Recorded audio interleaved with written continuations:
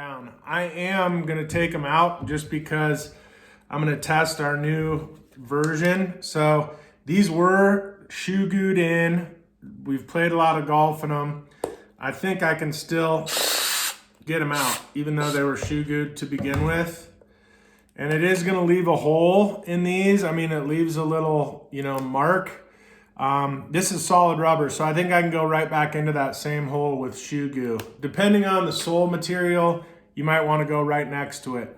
Another thing, you need flat soles. These have some golf traction on there already, so I'm going in between the golf traction. I'll check back in when I'm putting the new ones in. All right, I got all these things out. Some of them took a little more wrenching than others because they were plugged with grass or really in there. All right, so I got my replacement spikes ready to go. These have all been shoe gooed. I'm just, again, putting a little dollop of shoe goo on the spike. These are prototype spikes. May end up being a new version. And I'm gonna use the same holes on these Jack Gray shoes just because this is nice hydrometer rubber. I'm going into the same spot. If the spot's too chewed up, then pick a new spot right next to it. And let's see, I'll get a little better camera angle here. So same hole as before.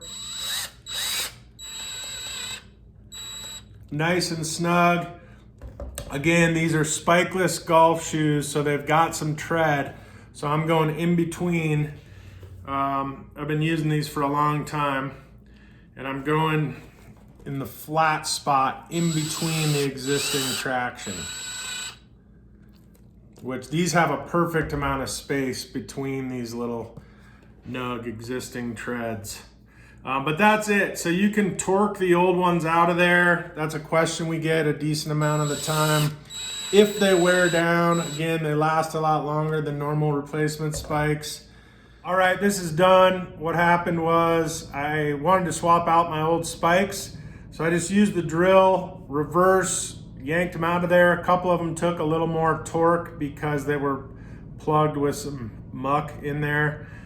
Shoe goo, and then I went back into the same holes.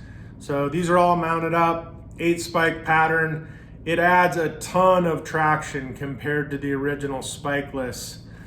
We talked to these guys at the PGA show. These are awesome shoes. Their pros were slipping when it's wet out, so you can add some Golfkicks traction and really make them grip. I'm gonna leave these old ones on this other shoe just because I'm trying to test the difference on the new model. See ya.